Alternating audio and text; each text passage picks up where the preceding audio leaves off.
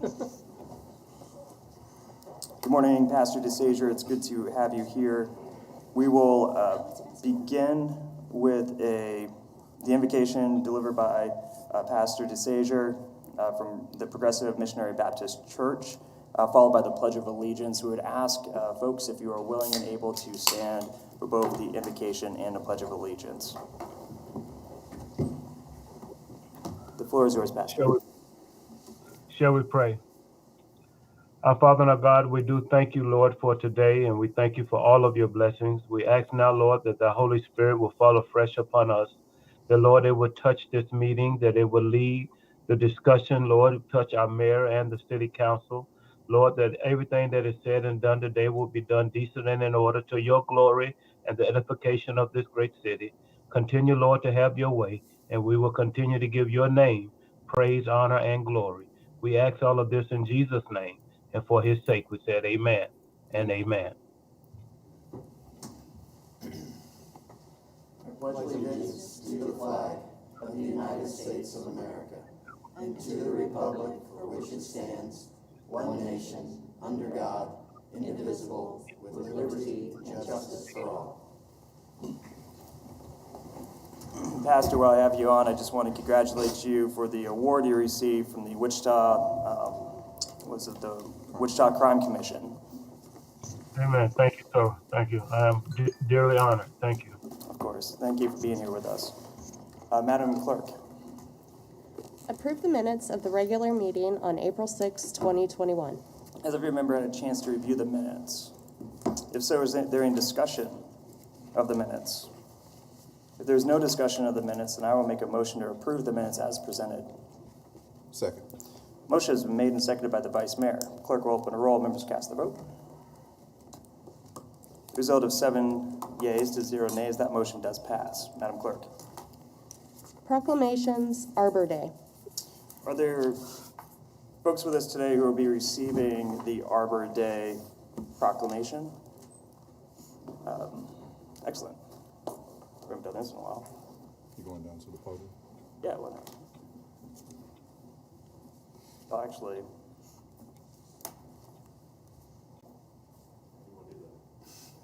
Yeah, I'm thinking about this. Let's spread out, and then I have to read the proclamation. It's been a while since we've done this way, so. Podium needs to be turned around. Does it need to be turned around? Yeah, he's good. Okay.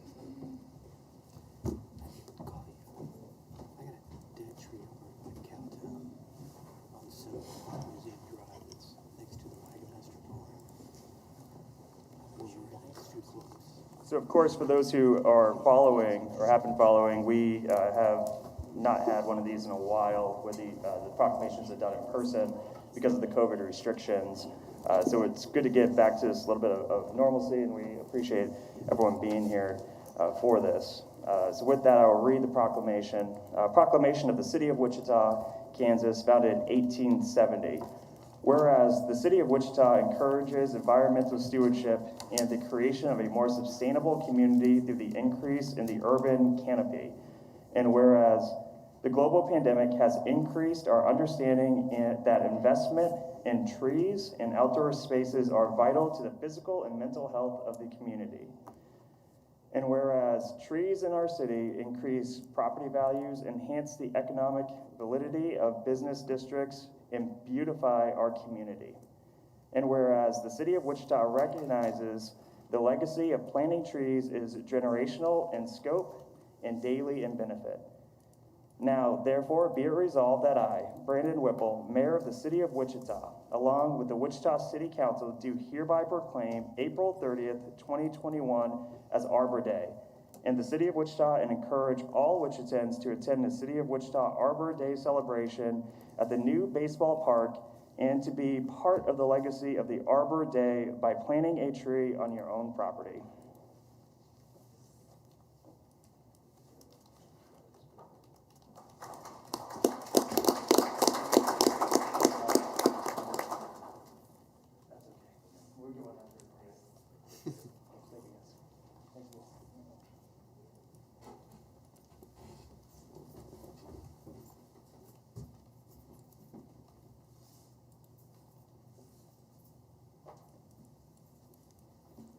hand off. Is there anybody here, or Madam Clerk? Proclamations, official esports team of Wichita. The Wichita Wolves here. Yeah.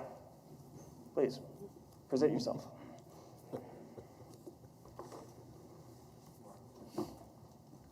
Morning. Good to see you.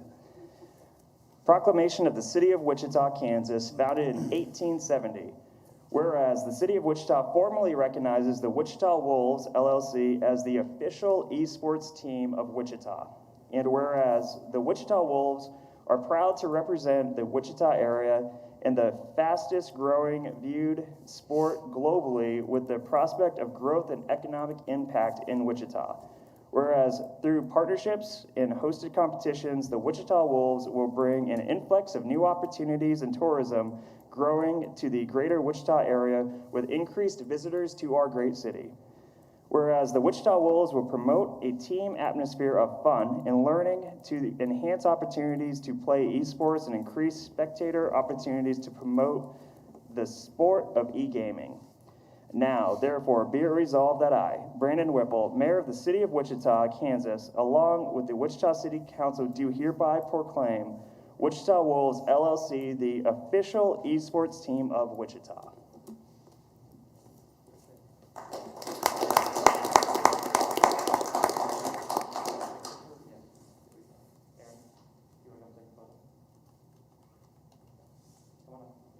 Come on, Aaron.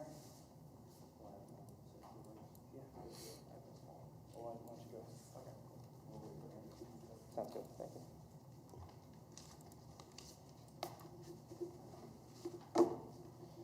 Good morning, everyone, and thank you for your time this morning. Thank you, Mr. Mayor and City Council. The Wichita Wolves really appreciate this, and this is a huge victory for Wichita. To start off, some of you may be asking yourself, what is esports? So let me give you a quick clarification to start us off this morning. Think of esports as the equivalent to sports. In traditional sports, you have baseball, basketball, football, etc. And in esports, you have several video games that are played and viewed at a high level, similar to the MLB, NFL, and the NBA. When I was a kid, I remember being bored out of my mind, and it wasn't because of the sports I played or the shows I watched. It was because I had a craving for a different form of entertainment. And according to the 2019 Evolution of Entertainment study and the latest report from the MPT group, 73% of Americans ages 2 and older play video games. It's estimated that 527,000 people live in the Wichita metro area. And when referencing the study I just mentioned, we can assume that 384,000 Wichitans either play or watch a form of esport. It turns out that billions of hours of esports are watched and played every year, and we wanted a piece of that pie for our city. So why don't we have esports-related entertainment, and why don't we have a team to cheer on and root for? Well, now we do. It's one of our many goals to help entertain and keep the youth of Wichita here to stay, and we believe we can do that through esports.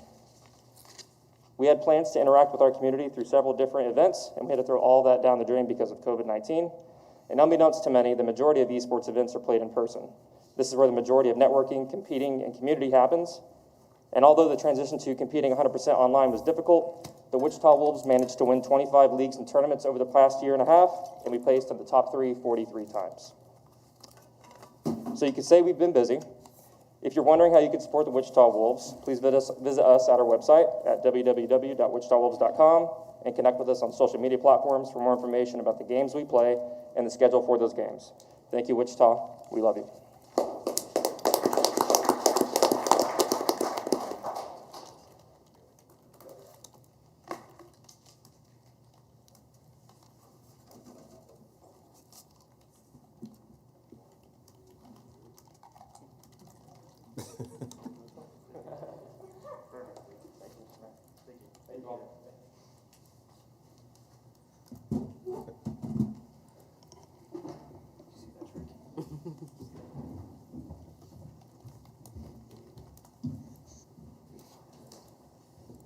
Madam Clerk.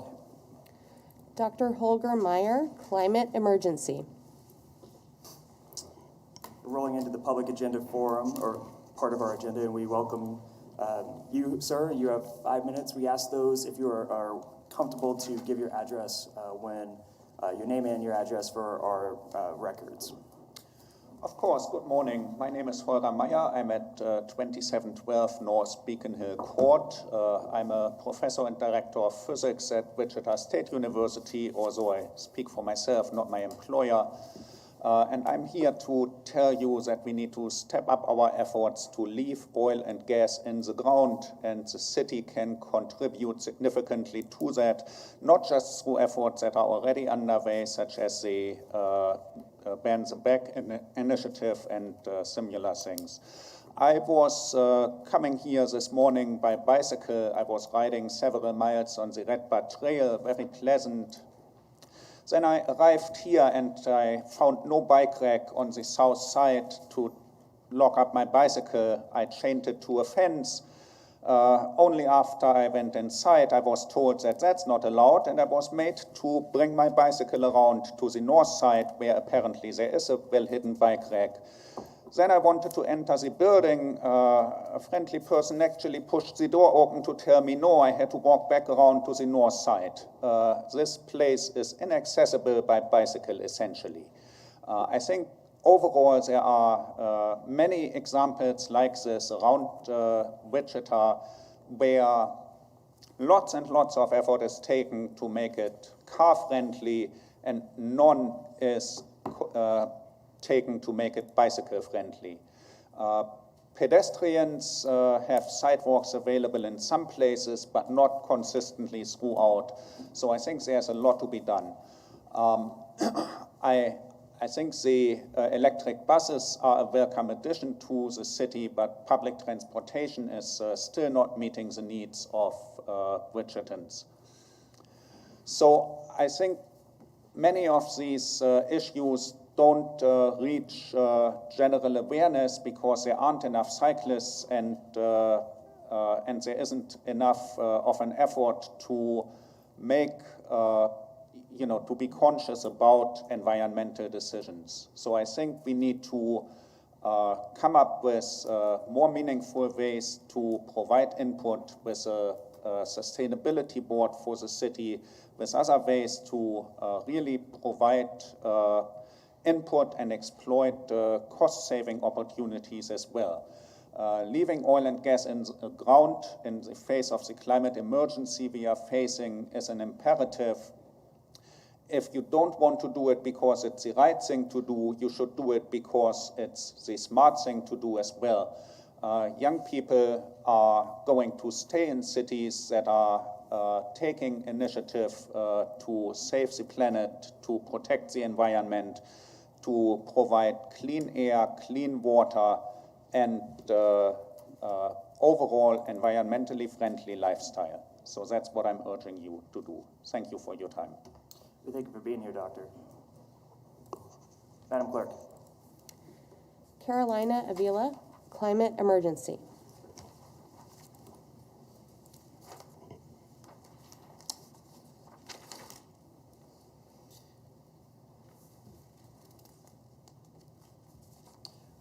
Welcome and good morning.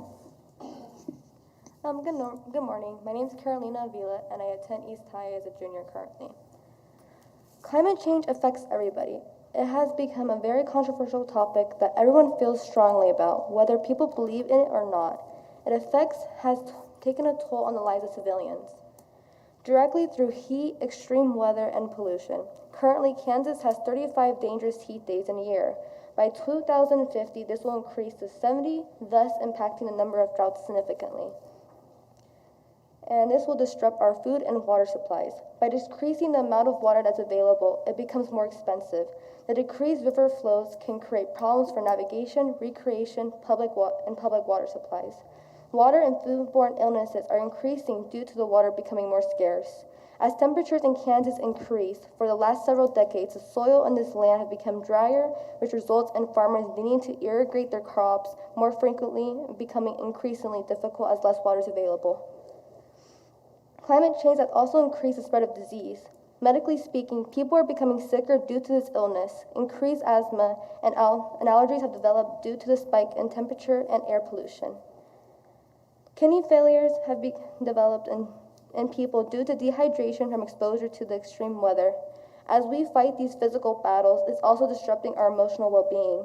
As these impacts become more common, people are beginning to feel the toll. The summer temperatures spike, and so do the electricity bills.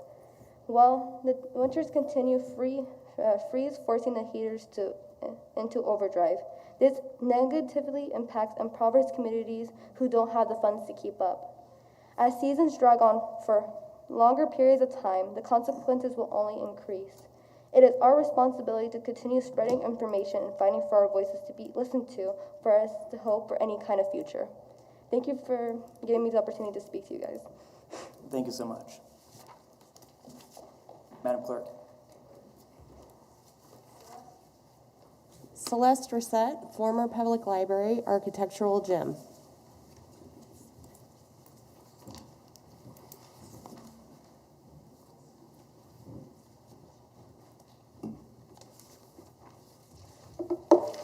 Good morning and welcome. Good morning, Mayor Whipple and City Council. When I talk to leaders of Wichita nonprofits such as Visit Wichita and Greater Wichita Partnership, I have found a lack of interest in our historic public buildings. Let me educate you on the Wichita Public Library, which is on both the state and federal National Register of Historic Places. The nomination was written by architect Robert McLaughlin. The Wichita Public Library was part of a $15 million bond issue approved by citizens in a vote on May 23, 1961. The library was designed in the modern brutalist style by local architects Schaefer, Schirmer, and Eflin, now known as SJCF architecture. The word brutalism is defined as a style in architecture using exaggeration and distortion to create the effect of massiveness or power. The word comes from the French words béton brut, which means raw courage. Brutalist buildings maintain one unflinching constant, a sense of permanence. To stand in front of the library is to be humbled, to be confronted by eternity, a building that will outlast you and us. Classical buildings look backward, brutalist buildings look forward. The library was completed in 1967. The general shape is in a cruciform and features a full basement, main level, mezzanine, and upper level. The 90,000 square foot building is full of juxtapositions and contradictions, daylight and shadow, solid and void, heaviness and lightness, vertical and horizontal. The library is light-filled and airy with large windows framing breathtaking views of our blue sky. The primary materials are sand-colored poured-in concrete structure. The quality of this concrete is exceptional, and it would be very difficult to achieve this finish today. Thank you to Mayor Whipple and County Commissioner Metzner for allowing this wonderful building to be used for COVID vaccinations.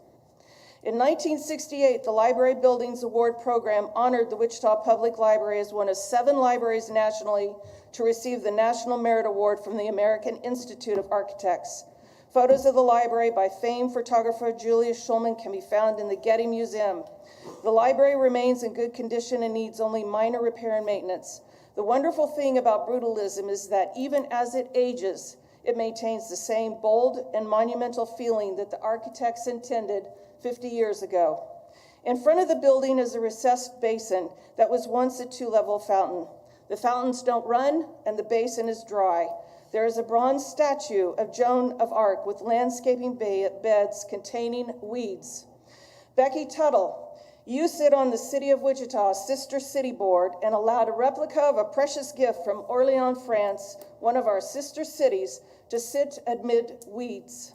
It makes me wonder if you really care about what it means to be a friend. Either you don't know about the history of Wichita or you don't understand friendship. Joan of Arc, the Maid of Orléans, France, do you know why we became sister cities? During World War II, Orléans was a major logistic hub for the Nazis. In August 1944, the Americans, including 137 Infantry from the Kansas 35th Division, liberated the people of Orléans from Nazi occupation. In 1965, the Wichita mayor, an Army fighter pilot in World War II, was part of the first delegation of city officials to travel from Wichita to Orléans. Other members of the group included 2 infantry veterans that had liberated Orléans. Do you know their names? The trip was paid for by France as a goodwill gesture, and we were guests of this tour. In 1973, Wichita and Orleans formally became sister cities. The Joan of Arc statue is a gift from France, a sign of enduring friendship. The Chung report said one of the most important aspects of making Wichita attractive was showing pride in our city. Is landscaping a gift of friendship with weeds, something to be proud of? The flower beds around Joan of Arc and the Wichita Public Library are a disgrace to Wichitans, veterans, and visitors walking around downtown. The Wichita Public Library and Joan of Arc are worthy of your attention. If you can find $4 million in city funds to give to Jim Corrick for his Fairfield Inn, or give away Riverside Public Land to Jones and Burke, or start a TIF district to landscape Union Station, then you can find funds to landscape public flower beds and to erect a bronze historical marker next to Joan of Arc, explaining the sacrifice that went into our sister city relationship. Friendships mean you care. Honor means you understand commitment. Ethics means you use public funds to benefit Wichita citizens and their public buildings. If you care about Wichita, then start showing it. Thank you. Councilmember Tuttle.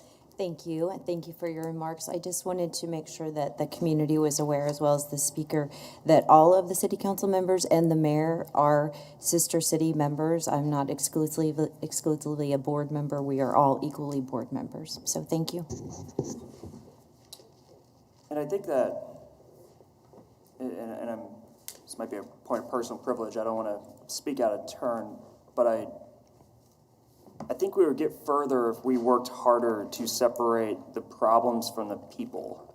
If the problem is that there is weeds around a beloved statue, we should talk about the problem. I think if we start naming names, even if it's during the public forum, it distracts us from the issues that might have inspired us to be here. So I would ask that as we move forward to be more focused on issues that I think we all can get behind than perhaps the people or frankly, even some of our own personalities when it comes to how we reflect on these people. So, but I do appreciate the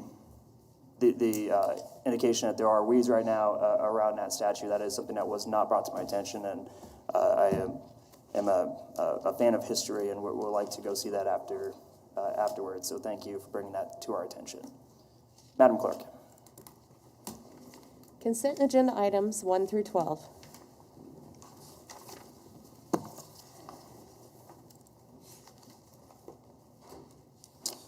All right, has every member had a chance to review the consent agenda? And if so, is there any discussion or anything that any member would like to point out as something that should be more recognized?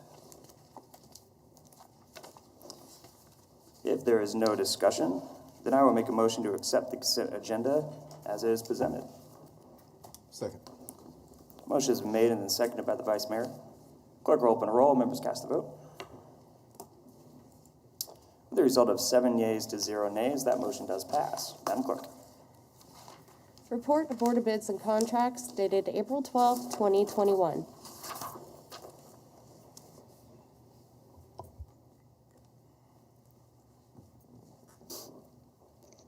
Good morning and welcome. Good morning, Mr. Mayor, City Council, Hannah Lang, Department of Finance, here to present the April 12th Board of Bids. First engineering bid we have is Water Distribution System to serve Country Hollow, 2nd Edition, Phase 2. Meese Constructions for Groups 1 and 2 for a total of $91,073. Temporary parking lots west of Sycamore, Donliner and Sons Construction, $54,415. Asphalt, hot and cold mix, Pearson Materials, Group 1, $167,450. Group 2, $258,000. Gilbert and Mosley Monitoring Well Survey, Marestone Surveying, $29,640. $16,000 GVW cabin chassis with 11-foot stake bed, reject all bids. Linwood Park Shelter Renovation, Bauer and Sons Construction, for the base bid with add alternate number 4 and add alternate number 5 for a total of $341,600. Hydraulic cylinder for number 1 4-stage at Century 2, Kone Incorporated for $124,303. This is our purchasing procurement website, as well as our current open request for proposals. That is the Board of Bids recommendations. With that, I'll stand for any questions. Chair recognizes the Honorable Brian Fry. Thank you, Mayor. So if we could go back to the bid for the temporary asphalt lot. Nope, a little bit further. Sorry. There you Yes. go. So I know the engineering estimate was $140,000. We're $90,000 off. I mean, are we concerned that that's too low of a bid? I mean, that seems to be a pretty wide stretch. Maybe someone from Public Works or staff can answer that, because I've never seen one that wide before on a small project like this.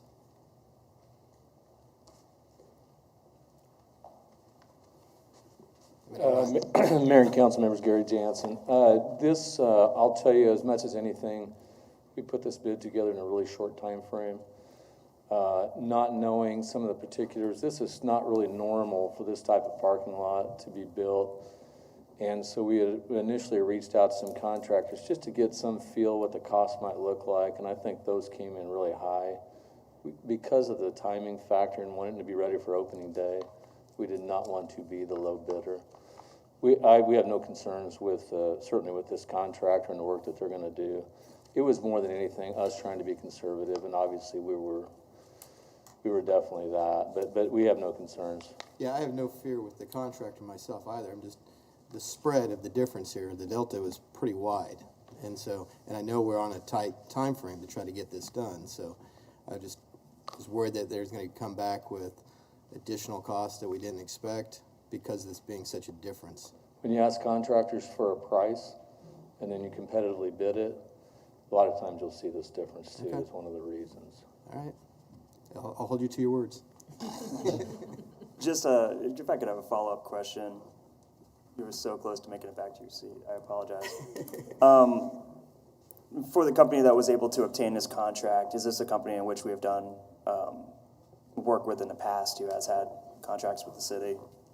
Yeah, we have Donlinger's done work all over the city for many years, so they're a good company. Are they normally, do we have, in past transaction with them, has their bids been as close to what was presented as other companies? Yeah, I think so typically. It depends on the project. There's so many variables when you're bidding projects, but sure, we didn't see any anomalies here. So we're comfortable with what they're doing. Thank you, sir. Appreciate it.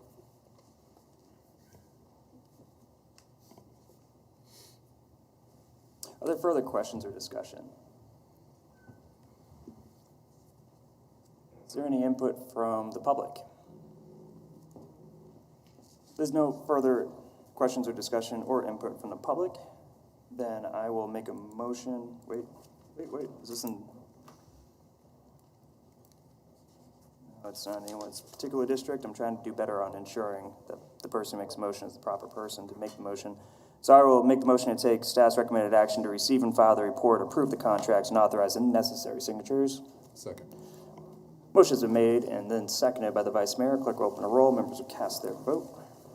Result of 6, all members will cast a vote, please. With a result of 7 yeas to 0 nays, the motion does pass. Madam Clerk. Petitions for public improvements. Good morning, Mayor, council members. Gary Jansen, Public Works Engineering. The item before you is request for approval of petitions for public improvements. Signatures on all petitions represent 100% of the improvement district for each petition, and all petitions are valid per Kansas statute. Trinity Point and Trinity Point Second Edition, which is east of Hoover, north of 47th Street South, is a project that includes 7 different petitions for water drainage, sanitary sewer, and paving improvements. The first 3 seen on this slide, and these 4 also. On November 24th, 2020, the City Council approved a petition for drainage improvements to serve Fox Run Addition, which is south of 47th Street South and west of Meridian. The developer has since submitted a revised petition to increase the budget for the stormwater drain improvements.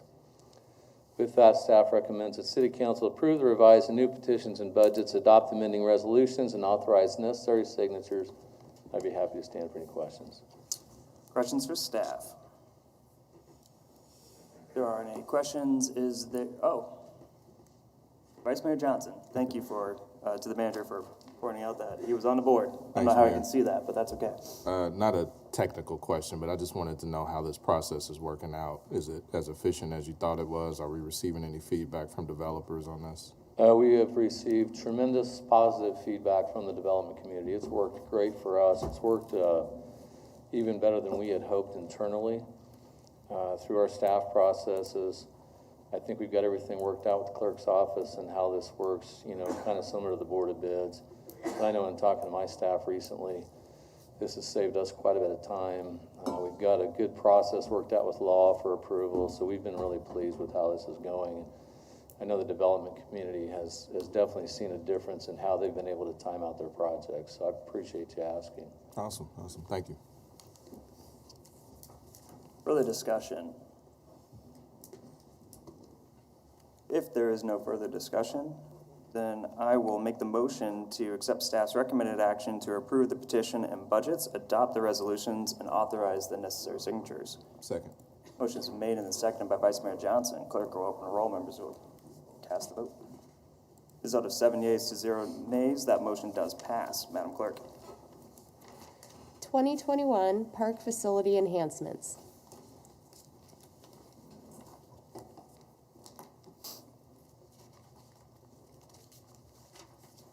Morning, sir, and welcome.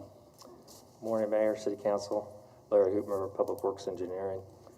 Item before you today is the 2021 Park Facility Enhancements. 2021 Park Facility Enhancements this is an ongoing project that's utilized to develop and rehabilitate aging park facilities. It's been initiated annually since 2001, and it helps to keep our facilities safe, functional, and aesthetically attractive. So for 2021, our priorities include a couple projects. Swanson Footbridge is a heavily used footbridge within the park. It has a lot of wear, decay, vandalism, and damage on it currently. Edgemore Recreation Center patio.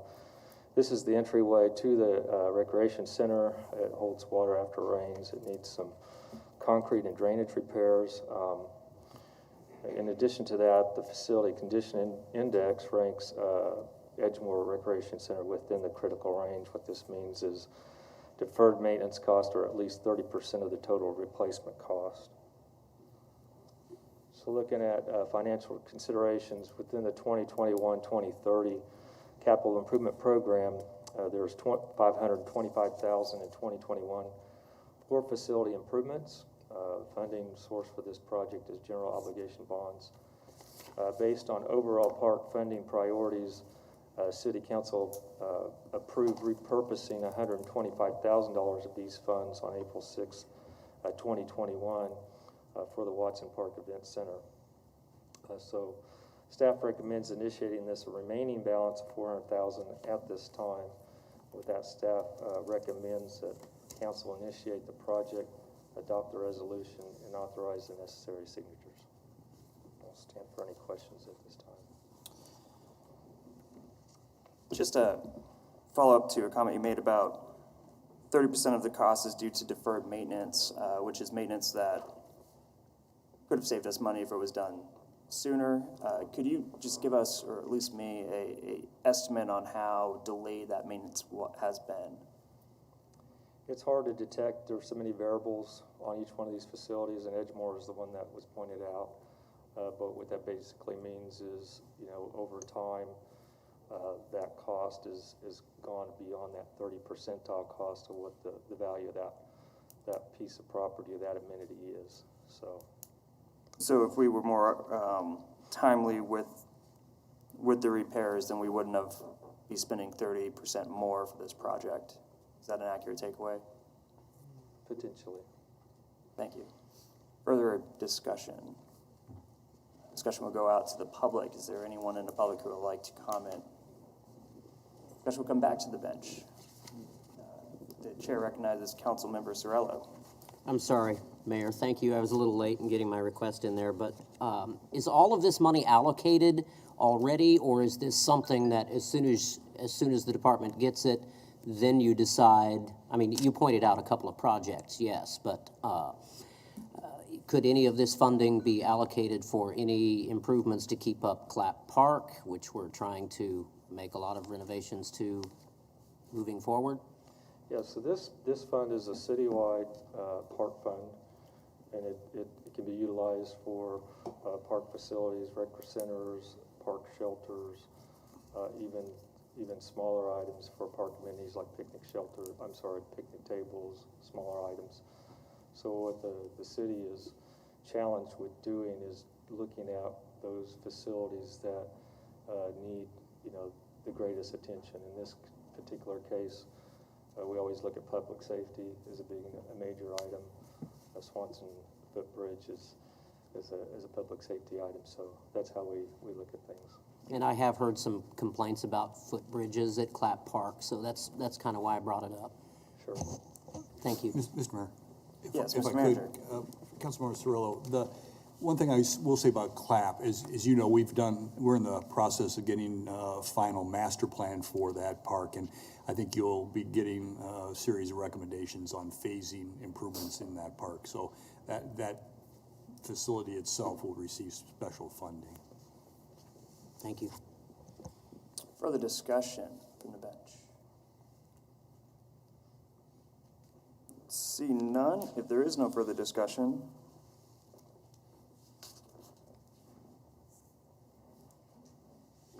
this falls into a number of folks' districts. I believe one of those districts is District 6. So District 5.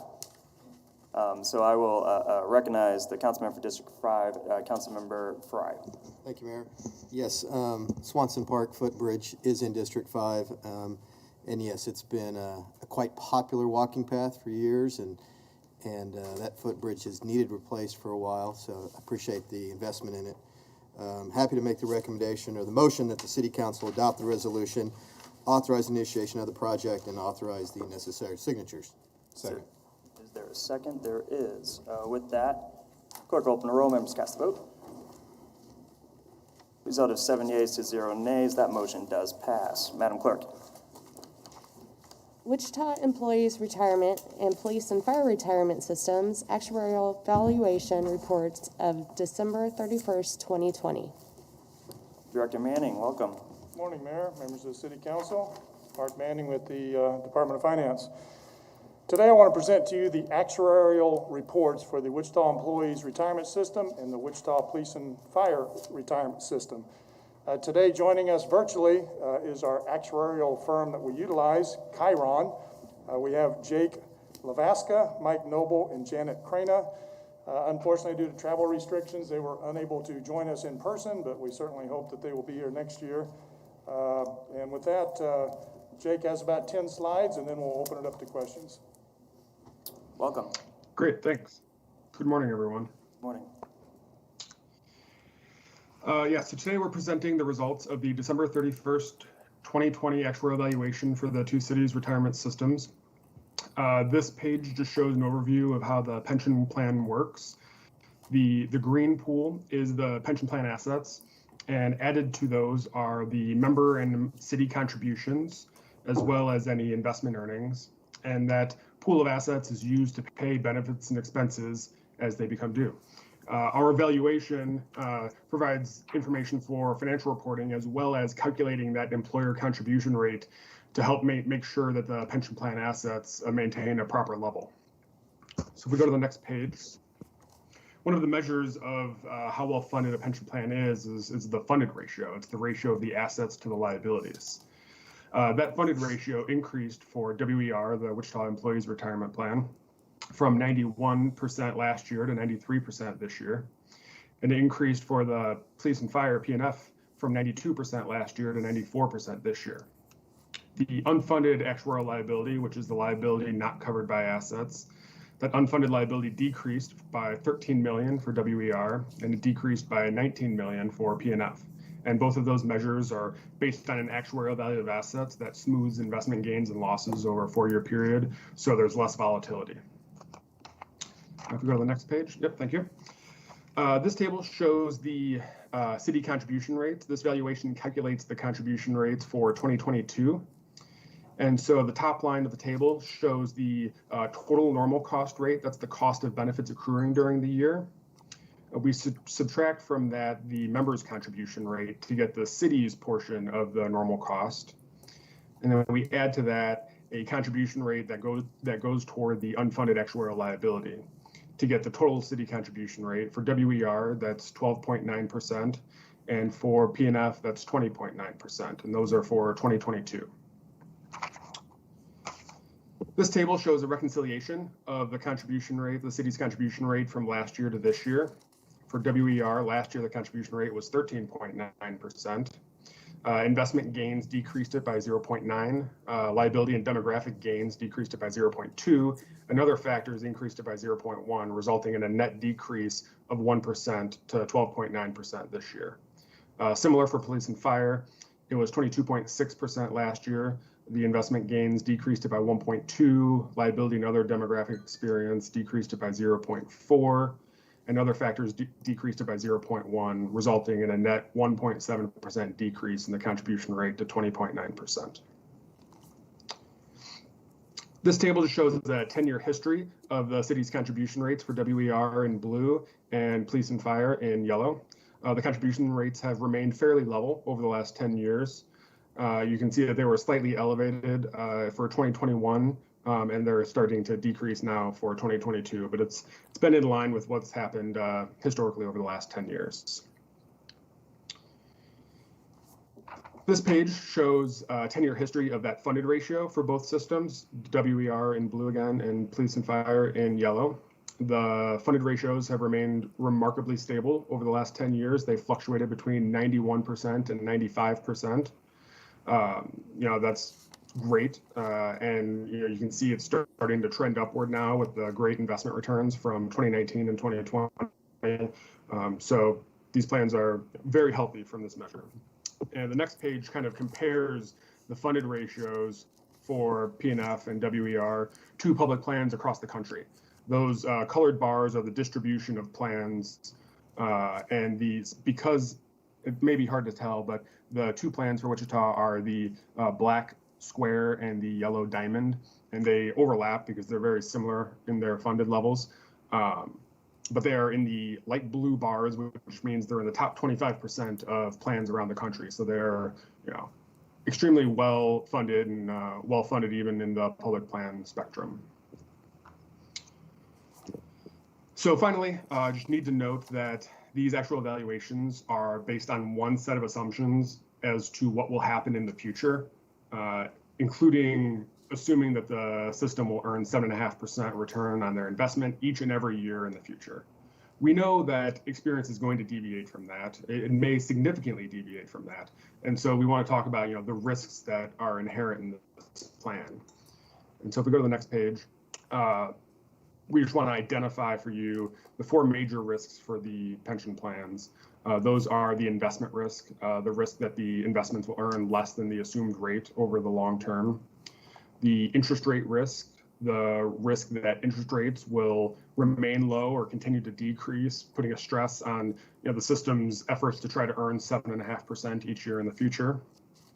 Longevity risk, the risk that members will live longer than we're currently assuming, as well as assumption change risk, the risk that we'll have to change assumptions in the future that may have a negative impact on the systems. There's more information on the risks of the plan in the actuarial evaluation reports, but just wanted to at least mention those risks to you all. Do you have any questions on the presentation? Is there any questions? Notice no questions at this time. With that, Mayor, the recommended action is to receive and file the actuarial reports and to approve the retirement fund contribution rates for 2022. Are there any comments at this time from the bench? If not, we will go out to the public. Are there any comments from the public? There is no comments. I don't know, the manager's looking at me. Can I jump in on this? Mayor, I'm just going to simply say, once again, I want to thank the mayor and council for the actions you've taken to keep these systems healthy. You can see that the performance is exceptional, much better than the state systems, for instance, and really better than most of our peers. And so again, your commitment to fully fund the actuaries' recommendations has made sure that our employees, as they retire, have a credible retirement account. So thank you. Just a follow-up comment, and since you brought it up, when I was looking at the graphic that showed our two pension systems as a system of pipes with valves, well organized and functioning machine, it did strike me of what would this image look like if we were to compare what the state has done. And it was somewhere between a leaky bucket or a barrel with a hole blown through the side. So I do agree with you that I think we are ahead of the curve when it comes to how we compare it to other levels of government, and that's really due to our amazing staff, so thank you all. Any other discussion at this point? With that, I will make the motion to take staff's recommended action to receive and file. Second. Motion has been made and seconded. Clerk will open the roll. Members cast the vote. The result of 7 yeas to 0 nays, the motion does pass. Madam Clerk. Well, Mayor. Real quick. My apologies. We made a motion to receive and file, but we did not make a motion to approve the 2022 employer contribution. Right. Really good catch. So the motion to receive and file has passed. We are still on the item, and thus the chair recognizes the vice chair for another motion.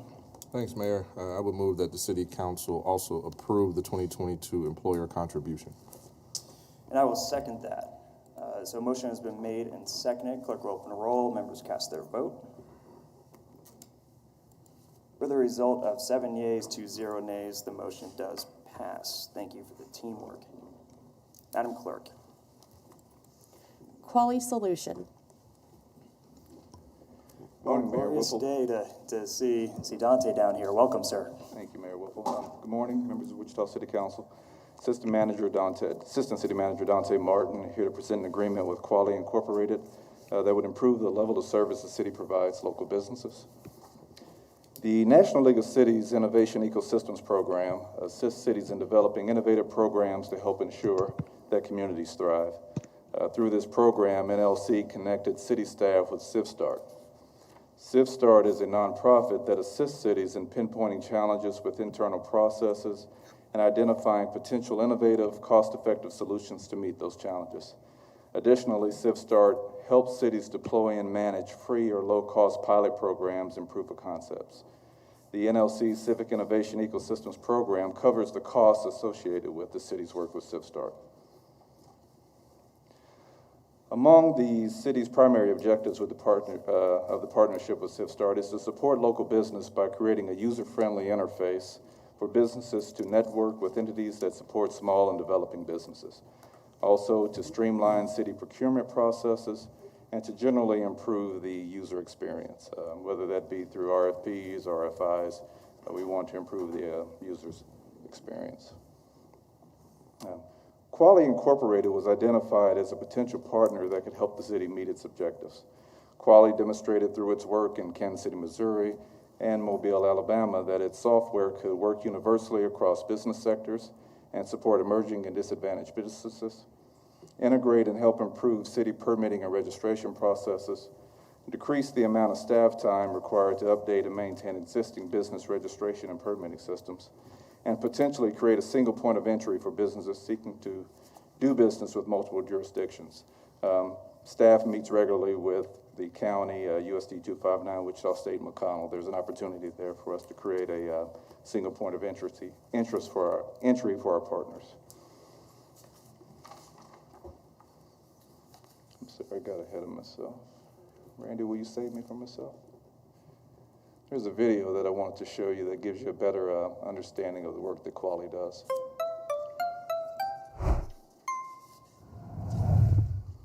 Starting a business is harder than it should be. Entrepreneurs often have difficulty finding the information and support that they need. This makes it take longer to get started, grow, and become profitable. It also means that small mistakes early can have large consequences later. Because of this, many businesses never get started at all. Cities can and want to make it easier for businesses, but the question is, how?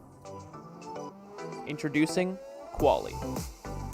Quali is a web platform that helps cities provide effective, integrated, and scalable support to local entrepreneurs and small businesses throughout their communities.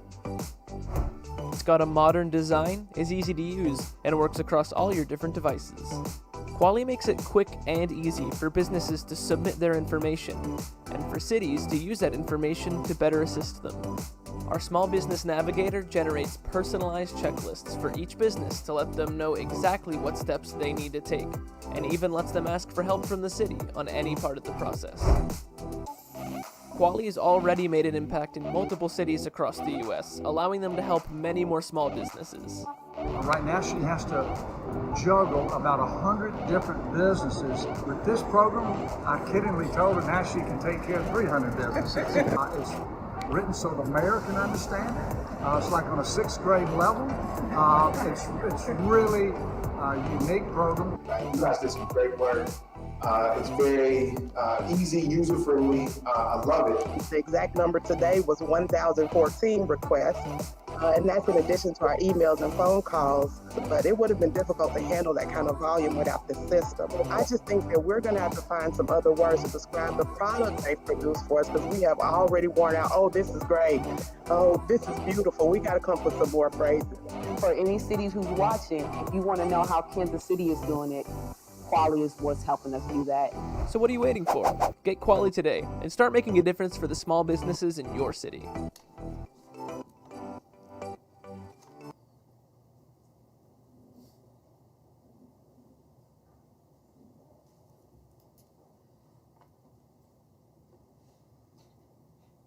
Thanks, Randy. The financial considerations associated with the contract, we're looking at a 3-year software as a service agreement. Quali will provide a service for the city of Wichita, host the software, work with city staff to help develop the software to meet our local need. There's a $50,000 annual fee, which covers not only the application, but support and maintenance through the contract term. The budget will exist within the Economic Development Fund. There are no additional fees associated with this project. Staff recommends the City Council approve the agreement and necessary budget adjustments and authorize necessary signatures. I'm available if you have any questions. Are there any questions for staff? There's no questions for staff. Oh, I don't know if it's a question for staff or not, but my apologies. Councilmember Claycomb. Thank you. Dante, I just have a quick question. They showed an app. Is there a website also, or do the small business owners have to use an app? So there is a website also. Currently, Quali staff is working with city staff to develop what our local solution will look like. What we envision is something that exists outside of our regular system or our back-end systems, if you will. It'll provide an interface that you can access via the web or via app. Yeah, okay. Thank you. Yep. Other questions from the bench of staff? See no further questions. Is there comments or input from the public? See no input from the public. Bringing the discussion back to the bench, Vice Mayor Johnson. Thanks, Mayor. This project is really exciting. Again, I think this shows value in our membership with the National League of Cities. They actually reached out to us with this opportunity, and we engaged it. I've been working with staff, city manager, and IT on all of this, and this is a wonderful step forward, as I think we all saw from the video, to help businesses in our community have one entry point, which is something I think is going to be helpful. And as some of my colleagues say, removing barriers and rolling out the red carpet. This is one of those tools that can really do that and allow businesses to scale up working with multiple levels of government with one entry point. So I'm really excited about this rolling out and seeing what type of engagement that we can get in Wichita. Mobile, Alabama has been doing great. Kansas City has been doing great. And I think Wichita can do great as well. So again, I'm excited about this and just appreciate the time staff has taken working with CivStart and Quali on this. There is no further comments or folks looking for the floor at this time, so with that, I will allow the Vice Mayor to retain the floor for a motion. Thanks, Mayor. I would move that the City Council approve the agreement with Quali Incorporated. With that, I will second that motion. Clerk will open a roll. Members will cast their vote. Actually, let me modify that. I was looking at the top sheet. With apologies, I retract my second. Yeah. Vice Mayor. I would move that the City Council approve the agreement and necessary budget adjustments and authorize the necessary signatures with Quali Incorporated. The vote remained the same. I will second that motion. Members will cast their vote. Missing one, we got it. With a 7 yeas to 0 nays, that motion does pass. Madam Clerk. Council member appointments and comments. There's no concerns. I would ask, as usual, we start with our appointments before we get into comments. So with that, I will recognize Councilmember Clayco. Thank you, Mayor. I would like to make an appointment to the Diversity, Inclusion, and Civil Rights Advisory Board for District 6, Renee Carrion. Councilmember Tuttle. Thank you. I would like to appoint Timothy Johnson to District Advisory Board 2. Vice Mayor Johnson. Thanks, Mayor. I missed an appointment last week. I would like to appoint Landon Gibson to the District 1 Advisory Board. Councilmember Sorello. Thank you, Mayor. I will need to de-appoint Marquita Atkins from the Diversity, Inclusion, and Civil Rights Board. I do not have an appointment yet to replace her. For District Advisory Board 3, I would like to reappoint Cindy Miles. And for the Transit Advisory Board, I would like to appoint Diana Edmiston. So, and I would defer to legal. This is to appoint folks to a board to remove someone. Should that be done in a separate motion, or are we in order at this time? I believe it can be done at this motion. Thank you. Okay. Further appointments. I would like to make the following appointments to the Diversity, Inclusion, and Civil Rights Board. Mackenzie Borland, Pastor Pam Mason, and William Polite. I'd also like to appoint Dr. Kelly Jones to the Animal Control Advisory Board, and I would like to appoint Stacy Ward to my Small Business Advisory Council. Are there any further appointments at this time? If there are not, I will make the motion to accept all appointments and changes to the previous appointment that was made as well. Second. Motion has been made and seconded. Clerk, open the roll. Members cast a vote. The result of 7 yeas to 0 nays, that motion does pass. We are now back on member comments or announcements for the good of the body. Are there any announcements or comments at this time? I will be brief, but I do want to just recognize that over the past few weeks, we have seen a increase in young folks who are becoming more civically engaged, and want to just highlight that we have seen folks from the high school here to talk about issues that are important to them, as well as I would like to introduce Jenna Dozer, who is a Wichita State student who is here shadowing today. Just want to stress that we are now, although with precautions, we are open for folks to come in and to speak to the council. And again, I think it is just encouraging to see that next generation really kind of step up and get more involved, and we want to encourage more of that. So please, if there is anything that we can do as a council, we are all here to serve, and we would like to continue that momentum of folks having access and voicing their opinions. So thank you to those who have taken advantage of us opening partly back up to come here and to voice your opinions as well. Vice Mayor Johnson. Thanks, Mayor. Real quick, just want to say I already told Councilmember Claycomb I'm really excited about what's going on at Nomar, and glad to see Jean and Yolanda making an investment there, and I think some great things can come from that. So that was really exciting news to see. Very much so. Councilmember Sorello. I would just like to make one push to have anybody who is hesitant to get their COVID-19 vaccine to please do it. The vaccine is the number one thing that will get us back to truly normal. I believe we've all had our vaccine, at least one shot up here. We're fine. Please get your COVID-19 vaccine. Thank you, Mayor.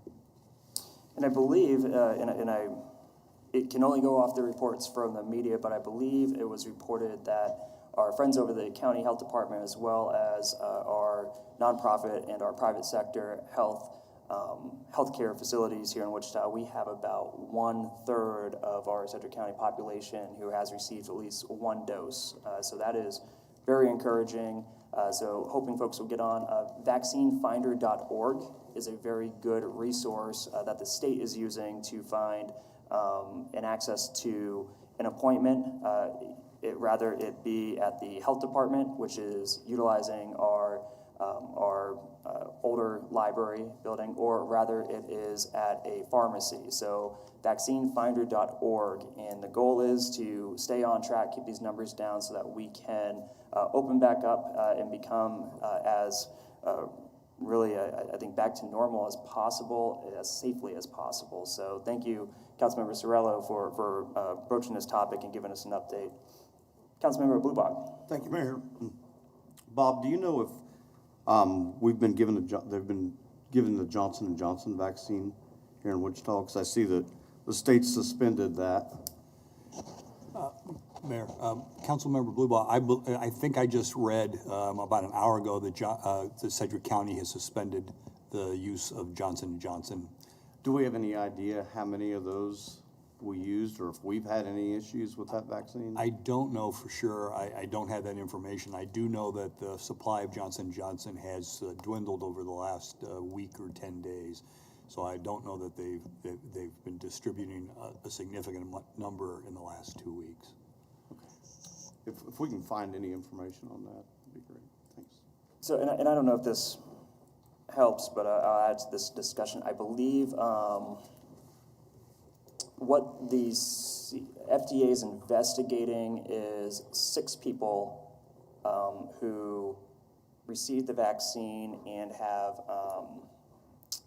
later had a blood clot out of the, I think, hundreds of thousands who have received the vaccine. So they're investigating, it sounds like out of an abundance of caution, and it's something worth keeping an eye on, of course, but I do want to stress that at this point, what stopped the halting of it was what was reported, at least today, I think about 6 people is what somebody can confidently state. So, but more information I think will be required, and apparently we have enough, as a country, we have enough production of the Pfizer and the Moderna to not slow down the vaccination plans. So I think that's very important. If you are someone who is still looking to get a vaccination, please check out vaccinefinder.org or the county website.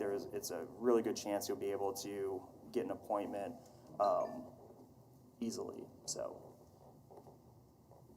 anything else? If there's nothing else, then I will make a motion that we adjourn this meeting. Second. Motion is made and seconded by the Honorable Vice Mayor, Councilmember Johnson. Clerk will open the roll. Members will cast their vote, and we shall be adjourned. 7-0. Yes, we are adjourned. We will see you all next week. Thank you.